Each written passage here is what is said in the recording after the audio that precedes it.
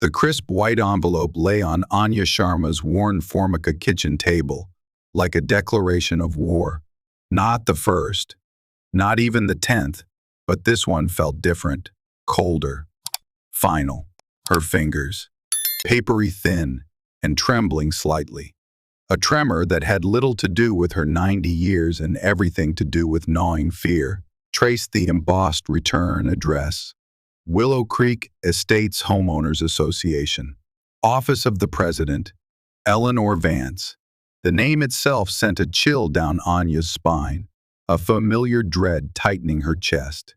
She didn't need to open it yet to know its contents would speak of deadlines, violations, consequences, words designed to bludgeon her into submission or oblivion. Outside, the late afternoon sun, usually a comfort, cast long, menacing shadows across the manicured lawns of the neighborhood, shadows that seemed to creep towards her small, aging bungalow, threatening to engulf it. Willow Creek Estates. It hadn't always been this way. When she and Jacob, may his memory be a blessing, bought the house decades ago, it was just a quiet street. Neighbors knew each other, helped each other. Now, it was an enclave of enforced perfection, where gleaming SUVs sat parked in 3-car garages, and lawn maintenance was discussed with the fierce intensity usually reserved for international disputes. Affluence had become a shield, conformity the enforced currency, and the Homeowners Association, under Eleanor Vance's iron-fisted rule, was the absolute monarch demanding fealty to its arbitrary decrees. Anya, a survivor whose life had been irrevocably shaped by escaping the ultimate regime of prejudice and annihilation, now found herself trapped in a microcosm of tyranny. This time, focused on the precise height of her hedges and the supposed inadequacy of her mailbox paint. David Miller knew Willow Creek Estates, or places just like it, intimately. Not as a resident, but as an investigator. The Chief Investigator for the State Human Rights Commission. His world was the underbelly of manicured suburbs and polished corporate facades, the places where discrimination festered beneath the surface, often disguised in the bland, neutral language of bylaws, regulations, and community standards. His job was to peel back the veneer, to expose the rot of prejudice fueled by ageism, racism, xenophobia, tore simple, cold-hearted greed masquerading as civic duty. His desk was perpetually buried under case files, each folder a human story.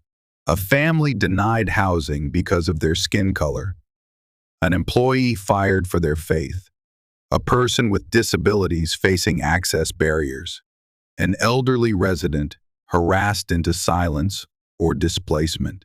He carried the weight of these narratives, the quiet fury at injustice, fueling the long hours, the meticulous gathering of evidence, the often frustrating navigation of legal and bureaucratic labyrinths. He believed, with the conviction that sometimes felt like the only solid ground beneath his feet, in the fundamental right to live free from targeted harassment, free from the tyranny of prejudice wielded by those in positions of petty power. Eleanor Vance was the embodiment of that petty power in Willow Creek, president of the HOA, a role she inhabited less like a community servant and more like a despot ruling a fiefdom. Mid-50s, always impeccably dressed in sharp-shouldered suits that seemed to brook no argument, her blonde hair styled in a severe helmet. Eleanor equated the neighborhood's aesthetic perfection with her own personal worth and validation. Any perceived flaw, a slightly overgrown lawn, a less than pristine fence, an aging house near the subdivision entrance, was not just a violation of the rules, but a direct affront to her leadership, a stain on her authority. And Anya Sharma's modest bungalow, a quiet testament to a long life lived prioritizing resilience over renovation, was, in Eleanor's eyes, the most visible, most persistent stain. It lowered the tone. She'd state clinically in HOA meetings, the implication hanging heavy in the air. It threatened property values.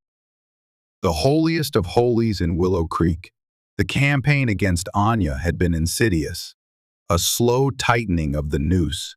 It began not with overt hostility, but with impersonal, official-looking notices slipped under her door. Lawn maintenance, Section 4. Bee-grass exceeding permitted height. This, despite Anya paying Miguel, the high school boy down the street, what little she could afford from her meager fixed income, to mow it every 2 weeks. Then came warnings about the mailbox needing a fresh coat of paint, citing a non-existent schedule of mandatory repainting. Demands followed for fence repairs. Anya, frail and living alone, couldn't possibly perform herself, and certainly couldn't afford to contract out. The estimates she'd nervously obtained were astronomical, far exceeding her monthly budget. Eleanor knew all of this. She knew Anya was 90, widowed for over a decade, her children scattered across the country, living on Social Security and a small pension. She knew Anya's physical limitations, her financial constraints. But in Eleanor's worldview, vulnerability wasn't a trigger for compassion, it was leverage. It was a weakness to be exploited in service of the greater good being the pristine, homogeneous image of Willow Creek Estates and, by extension, Eleanor's own flawless leadership. While other homes exhibited minor imperfections, Colonel Davies' fence listed noticeably to the right. The young Henderson family's brightly colored and technically non-compliant plastic playhouse remained untouched. Anya's property became the subject of relentless scrutiny. Eleanor, sometimes accompanied by a crony from the board, armed with a clipboard and camera, would conduct slow drive-bys, documenting every perceived flaw. Faded paint flecks, a slightly loose shingle invisible from the street, the natural settling of an old foundation, all were meticulously photographed, cataloged, and presented at HOA meetings as irrefutable evidence of neglect and non-compliance, demanding immediate and punitive action. "We have standards, people," Eleanor would declare, her voice sharp, cutting off the tentative, uneasy murmurs from the couple of board members who occasionally shifted uncomfortably in their seats. "Standards that protect our investments. Allowing one property to visibly deteriorate sends a signal that we are LAX, that our covenants are meaningless. It opens the floodgates. We must enforce the rules, uniformly, rigorously, without exception." But the enforcement was anything but uniform. It was targeted. It was personal. It was cruel. The bureaucratic assault escalated. Warning letters turned into violation. Notices carrying hefty fines Anya had no means to pay. The fines accrued interest compounding daily. Then came the complicated legal notices, dense with jargon Anya couldn't decipher, referencing statutes and clauses that made her head spin with anxiety. She tried calling the HOA management company, a faceless entity paid by the board, but was met with polite, impenetrable deflection. "You'll need to refer to the correspondence sent by the association's legal counsel, Miss S. Sharma," a smooth voice would intone, directing her back to the terrifying documents or worse, suggesting she contact Eleanor Vance directly. Anya had tried that once. Eleanor had listened with chilling impassivity before stating flatly, "The rules are clear, Anya. Compliance is required. Payment of outstanding fines is mandatory. Perhaps you should consider if living here is still sustainable for you." The implication was unmistakable. Fear began to curdle the neighborly atmosphere, thin as it already was. Miss S. Gable, Anya's kind neighbor to the left, would sometimes discreetly pull weeds from Anya's flower beds when she thought no one was watching. Young Miguel continued to mow, now refusing payment. His youthful sense of justice outraged. Mr. Henderson. Guilt, ridden after witnessing one of Eleanor's drive-by inspections, offered quietly to repaint Anya's mailbox over a weekend. But Anya, her pride a fragile shield against the overwhelming fear, often gently demurred. She didn't want to impose, didn't want to draw Eleanor's vindictive gaze towards the few kind souls left. Eleanor's displeasure was a powerful deterrent in Willow Creek, crossing her openly invited retribution, often in the form of sudden, anonymous complaints about one's own property. So, most neighbors watched Anya's slow-motion persecution with troubled sympathy, but maintained a safe, silent distance. Their silence was Eleanor's enabler. The inevitable climax arrived not with a bang, but with the quiet finality of legal process grinding its victim down. The notice Anya now held, unopened, was likely the formal notification of what the previous registered letter, the one she'd finally gathered the courage to take to the struggling legal aid society yesterday, had foretold: an eviction order, finalized by the court, based on the unchallenged claims of covenant violations and the staggering sum of unpaid fines and legal fees orchestrated by Eleanor and the HOA's notoriously aggressive law firm. Anya hadn't understood the court summons when it arrived, weeks ago, tucked amongst junk mail. She hadn't known how to respond, where to turn for help she could afford. The nice young woman at legal aid, Sarah, had been horrified yesterday, promising to file something immediately with the state. But Anya feared it was too late. The wheels of the law, once set in motion by money and malice, seemed impossible to stop. Tomorrow morning, the previous notice had stated, 10 a.m. The deadline loomed, a black hole threatening to swallow the remnants of her carefully rebuilt life. Where would she go? A shelter. What would happen to her few precious belongings? The tangible links to Jacob, to her parents, to a past almost entirely erased. She sank onto a kitchen chair, the unopened envelope heavy in her lap. Her gaze fell on the worn, velvet pouch she always kept close. Inside, faded photographs of smiling faces lost long ago, a tiny, tarnished silver locket. The small, simple Star of David pendant her mother had pressed into her hand before the final separation. Objects that had miraculously survived one, far more brutal, state-sanctioned dispossession. The irony was suffocating. To have survived that, only to be rendered homeless now because her mailbox needed paint. Tears welled, hot and blurring her vision. Not just tears of fear, but of profound, bone-deep weariness and incomprehensible sorrow. The call came into David Miller's direct line at the Human Rights Commission just after 9 p.m. on Tuesday. Usually, calls were screened, routed through intake specialists. But this one was patched through urgently by his assistant, who recognized the caller's name, Sarah Jenkins, a paralegal known for her tenacious advocacy at the underfunded downtown Legal Aid Society, and the panic in her voice. David, Sarah Jenkins, I'm sorry to bypass channels, but it's critical.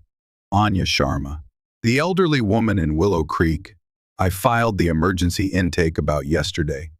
The HOA discrimination case. They're evicting her right now. Deputies are on site. She has maybe an hour, maybe less. The court order went through by default. We need an emergency stay based on the HRC complaint. Can you do anything? Sarah's words tumbled out, laced with desperation and the frantic ticking of a clock. David felt a jolt, instantly recalling the disturbing details from the preliminary file Sarah had emailed late yesterday. 90-year-old Holocaust survivor. Pattern of escalating HOA harassment focused on minor aesthetic issues. Vulnerable senior. Fixed income. no local family. Imminent eviction based on fines and fees stemming from potentially discriminatory enforcement. This wasn't just another case file anymore. It was a five-alarm human rights crisis unfolding in real time, less than 30 miles away. Standard operating procedure, formal investigation, notice to respondent, mediation attempts. Potential litigation was useless here. Anya Sharma didn't have weeks or months. She had minutes. "Sarah, stay calm," David said, his voice level despite the surge of adrenaline. He was already pulling up Anya's file, scanning the key details, his mind racing through intervention protocols. "Deputies are physically on site now." "Yes," her neighbor called me, frantic. "Said they arrived about 20 minutes ago. They were being polite, apparently, but they have the writ. They have to execute it." "Okay, I'm acting now." David muted the call for a second, barking instructions to his assistant to get the commission's legal counsel on standby and immediately contact their designated liaison at the county sheriff's department. He unmuted. "Sarah, I'm intervening under the commission's emergency powers. We have credible evidence of potential discrimination under the State Fair Housing Act and Elder Protection statutes, posing immediate, irreparable harm to a member of multiple protected classes. I'm requesting the Sheriff's Department pause the physical eviction pending our formal investigation and potential legal action. It's not guaranteed they'll comply immediately without a judge's order, but I'm leveraging our statutory authority. I'm heading there myself right now. Keep your phone on." He hung up, grabbing his coat and briefcase. He mentally reviewed the relevant statutes, the Commission's power to investigate, seek injunctive relief, and cooperate with law enforcement to prevent harm during active investigations into discriminatory practices. It wasn't deploying SWAT, but in the complex interplay between civil court orders and state human rights mandates. It was deploying the significant moral and legal weight of his office directly onto the scene. He hoped it would be enough.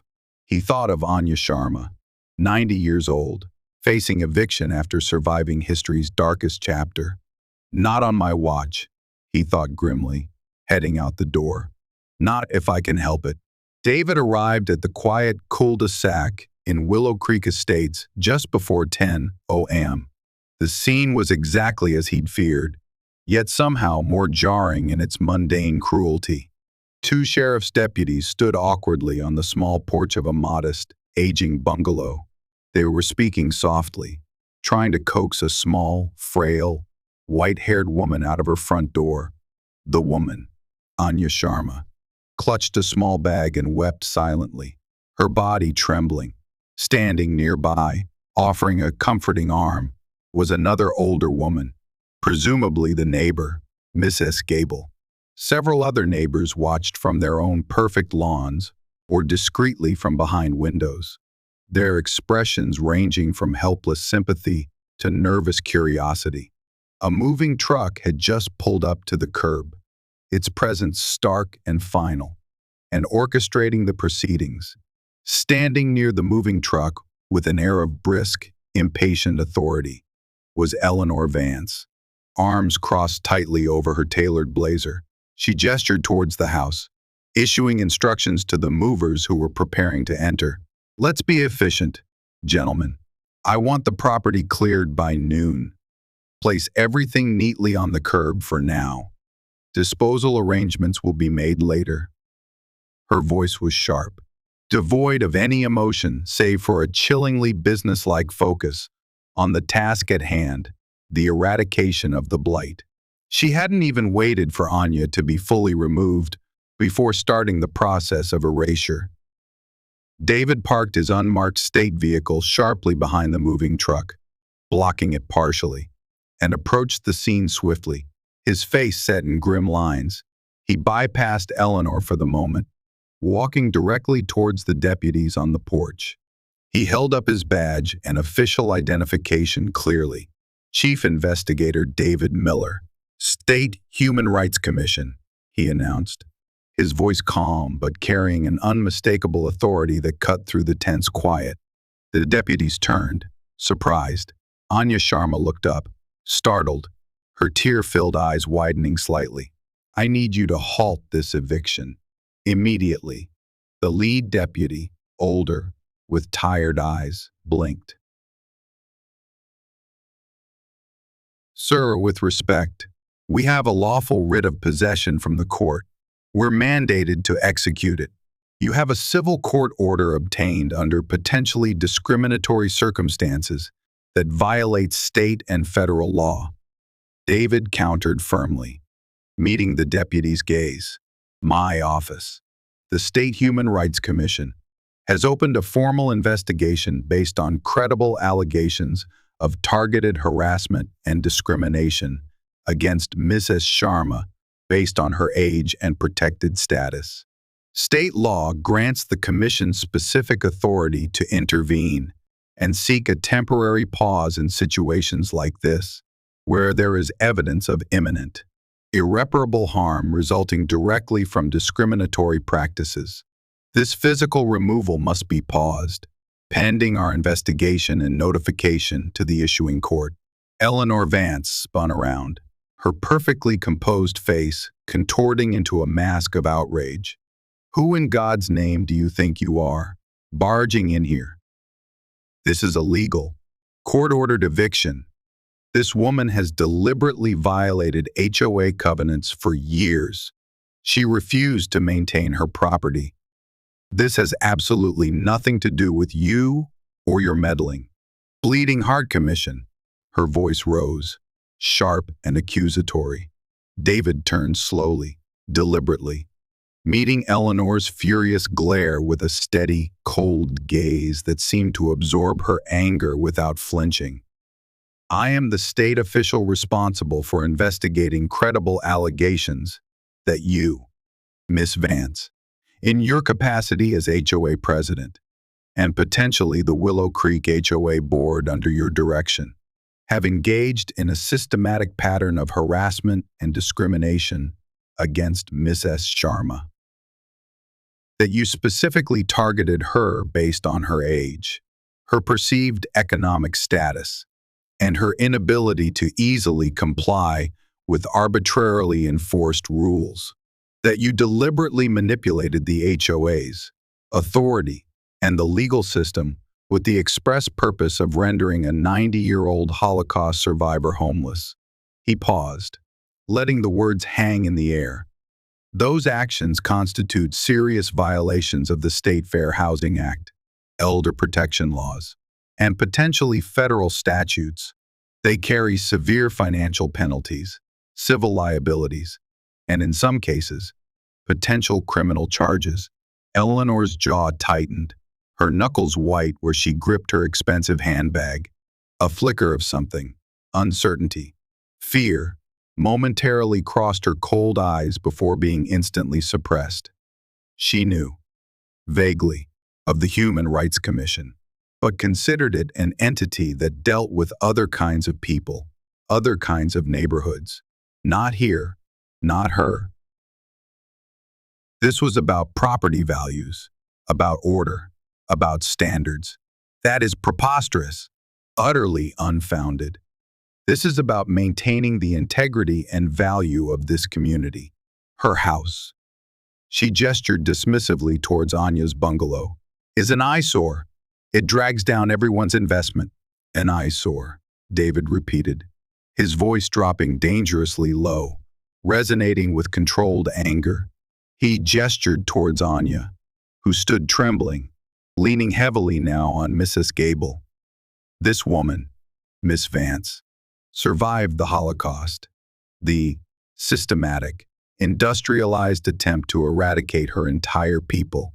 She endured unimaginable loss, rebuilt her life from nothing in a new country, worked, paid taxes, raised a family, contributed to society for decades.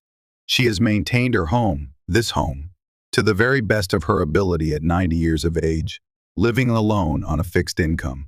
And you have the audacity to stand here, orchestrate her forcible removal, and call her home eyesore because it doesn't meet your superficial, exclusionary standards. He took a step closer to Eleanor, lowering his voice further. Your definition of community standards. Miss Vansta appears to be deeply rooted in prejudice, privilege, and a profound, disturbing lack of basic human decency. The lead deputy's radio crackled. He listened intently for a moment, his expression shifting from uncertainty to resignation. David recognized the pattern. His liaison had likely confirmed the commission's formal request and the legal basis for intervention with the sheriff's command staff, advising caution. The deputy nodded curtly. All right, he announced, turning to his partner and the movers who stood frozen, caught in the escalating confrontation. Stand down for now. We're pausing the physical removal. Dispatch is confirming communication with the court regarding the Human Rights Commission's formal investigation and intervention. Eleanor gasped, her face flushing crimson with fury and disbelief. Pause. You can't. The order is final. This is my authority. This HOA's authority. You have no right. She looked wildly from the deputies to David, seemingly unable to process that her meticulously planned victory was unraveling before her eyes. Your authority, Miss Vance, David stated coolly, his voice cutting through her outburst, does not, and will not, supersede state anti-discrimination law. Your actions, and the actions of this HOA under your leadership, are now subject to a full and thorough investigation by the State Human Rights Commission. He then deliberately turned his attention to the gathered neighbors, his voice carrying clearly, I understand some of you may have witnessed Miss Vance's interactions with Mrs. Sharma over the past months or years. You may have information regarding the selective enforcement of HOA regulations in this community. My investigators will likely be contacting some of you in the coming days. We would appreciate your full cooperation in ensuring that justice is served here. A visible ripple went through the small crowd. Some neighbors nodded almost imperceptibly, a glimmer of resolve replacing their earlier helplessness. Others quickly averted their gaze, shuffling nervously, clearly still intimidated by Eleanor or unwilling to get involved. Miss S. Gable, however, met David's eyes with a look of fierce gratitude. Eleanor Vance stood frozen on the sidewalk, her face pale now, her expression shifting from rage to dawning panic, as the full implications of David's words, state investigation, discrimination, personal liability, finally seemed to penetrate her armor of self-righteousness. The smug satisfaction of moments ago had completely evaporated. This wasn't just a minor setback in an HOA dispute anymore. This was a state-level human rights investigation, and she was clearly identified as the primary target. David turned away from the sputtering Eleanor and the now passive deputies. He walked gently towards Anya Sharma, his expression softening. He knelt slightly so he wouldn't tower over her. Miss S. Sharma, he said softly, his voice kind, respectful. My name is David Miller. I'm with the State Human Rights Commission. You are not being evicted today. We are here to help you. This process is stopped. Anya looked up at him, her eyes clouded with decades of sorrow, confusion, and now a flicker of fragile, tentative hope. She searched his face, perhaps seeing an echo of the righteous protectors she had likely encountered only in stories. A single tear traced a path down her wrinkled cheek, but this one felt different. Miss S. Gable squeezed her arm reassuringly, whispering, It's okay, Anya. It's going to be okay now.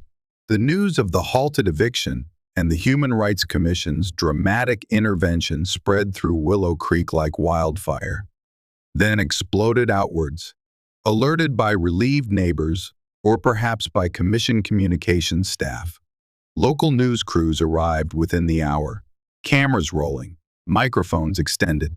The story was instantly compelling, tragically cinematic, frail, elderly Holocaust survivor, symbol of ultimate human resilience, targeted for eviction by a callous, power-obsessed HOA president fixated on appearances, dramatic, last-minute intervention by the state's chief human rights investigator.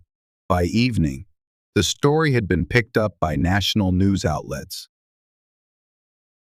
By the next morning, international media were running variations of the headline, HOA president attempts eviction of 90-year-old Holocaust survivor over lawn care, halted by state. Willow Creek Estates, once an anonymous symbol of suburban affluence, found itself under an intensely uncomfortable global spotlight. The backlash was swift and brutal. The HOA's phone lines and email servers crashed under the deluge of angry calls and messages from across the country and world. Eleanor Vance became an overnight symbol of bureaucratic cruelty and prejudice. Her photograph splashed across news sites and social media feeds, often juxtaposed with images of Anya's gentle, tear-streaked face. She became a pariah in her own carefully curated kingdom, retreating behind the drawn blinds of her immaculate house. But there was no escaping the firestorm of condemnation she had ignited. David Miller's team at the Human Rights Commission launched an immediate, intensive investigation. They issued subpoenas for years of Willow Creek HOA records, emails, internal communications, meeting minutes, financial statements, violation notices, enforcement actions. The documented pattern of discrimination was stark, blatant, and undeniable. While numerous properties throughout the subdivision exhibited minor, often unaddressed, covenant violations, only Anya Sharma's home had been subjected to such relentless, escalating enforcement actions, culminating in liens, foreclosure proceedings, and the eviction order. Emails recovered from Eleanor Vance's computer revealed her long-standing disdain for Anya and her property, referring to the bungalow as a persistent blight and a drag on the neighborhood's prestige, and complaining frequently about Anya's inability or refusal to keep up appearances. Crucially, investigators uncovered emails where Eleanor explicitly discussed her desire to get rid of that house and the old woman with compliant board members, framing it as necessary to protect property values and improve the entrance aesthetic. Sworn statements from several current and former neighbors, now emboldened to speak, corroborated Eleanor's obsessive focus on Anya's property, her dismissive and condescending attitude towards the elderly woman, and the clear pattern of selective, discriminatory enforcement. Simultaneously, a powerful wave of support surged around Anya Sharma.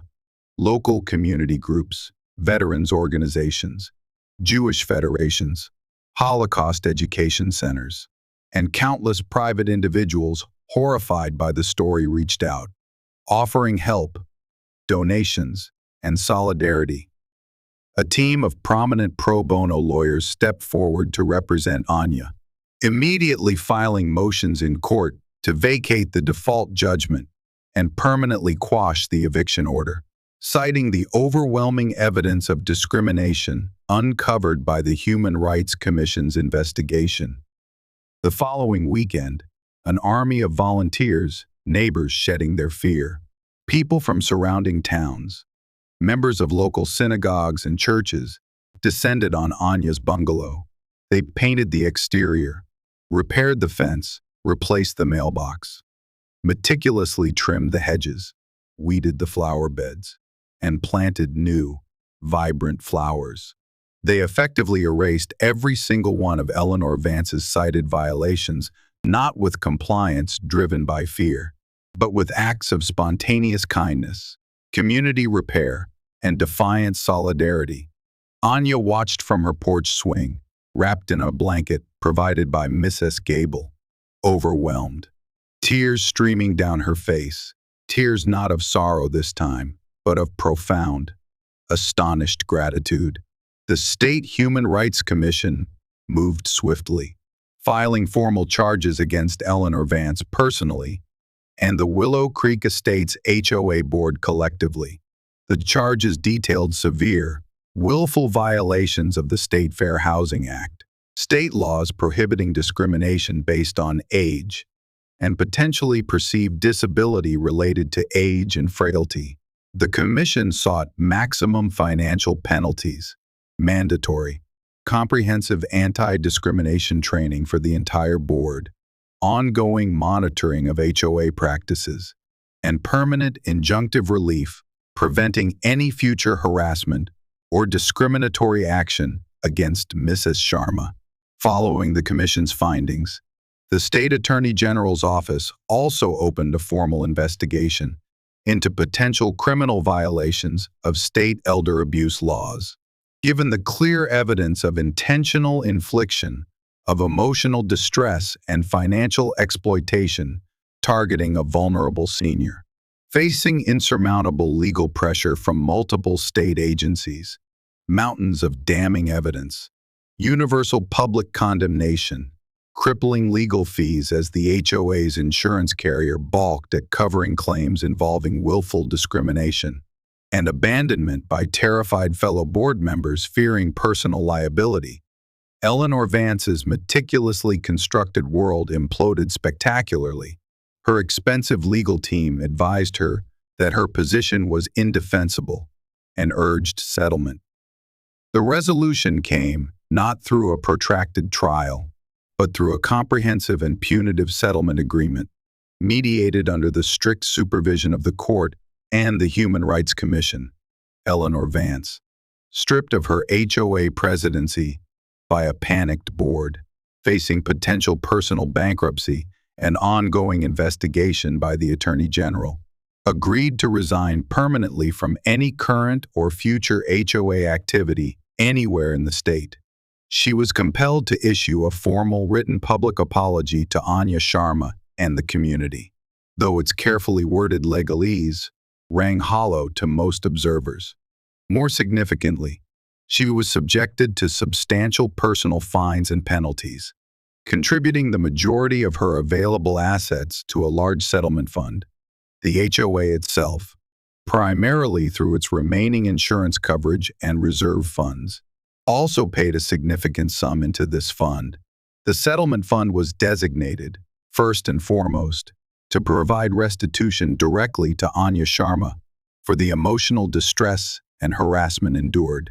It covered all her past and future legal fees, paid off the fraudulently accrued fines and liens, and established a secure, independently managed trust dedicated solely to the future upkeep, maintenance, and necessary modifications like accessibility ramps for her home, ensuring she would never again face vulnerability due to her inability to personally perform or afford repairs. Remaining funds were allocated to cover the costs of the HRC investigation and to fund mandatory, intensive, ongoing anti-discrimination and fair housing training programs for all current and future Willow Creek HOA board members. Overseen by the Commission, the original eviction order was formally vacated by the court and expunged from all records. All liens against Anya's property were immediately removed, as a final, punitive measure directly linked to the severity of her abuse of power and the financial exploitation involved. Civil asset forfeiture proceedings were successfully pursued against some of Eleanor Vance's remaining personal assets, including luxury items and investments, to ensure the financial obligations of the settlement were fully met. Eleanor Vance became a ghost in Willow Creek Estates, stripped of her power, her social standing obliterated, facing financial ruin and enduring public disgrace. She was rarely seen outside her house. Eventually, she sold the property at a loss and moved away, disappearing from the community she had once ruled with such arrogance. The neighborhood itself, deeply chastened by the harsh glare of negative publicity and forced into self-reflection, began a slow, tentative process of change. The obsessive focus on superficial perfection lessened, replaced by a fragile but growing emphasis on genuine community connection and mutual respect. New HOA leadership was eventually elected, publicly committed to transparent governance, fair practices, and protecting residents rather than policing minor aesthetics. Anya Sharma lived out her remaining years in peace, dignity, and security in her small bungalow on the corner, cared for by a network of newly attentive neighbors organized by a redeemed Mrs. Gable, and supported financially by the trust fund established in her name. She no longer had to fear menacing envelopes or arbitrary demands. Her home, freshly painted, repaired, and surrounded by cheerful flowers planted and tended by volunteers, was no longer an eyesore but a quiet landmark, a living symbol of the community's reckoning, atonement, and ultimate capacity for resilience and kindness.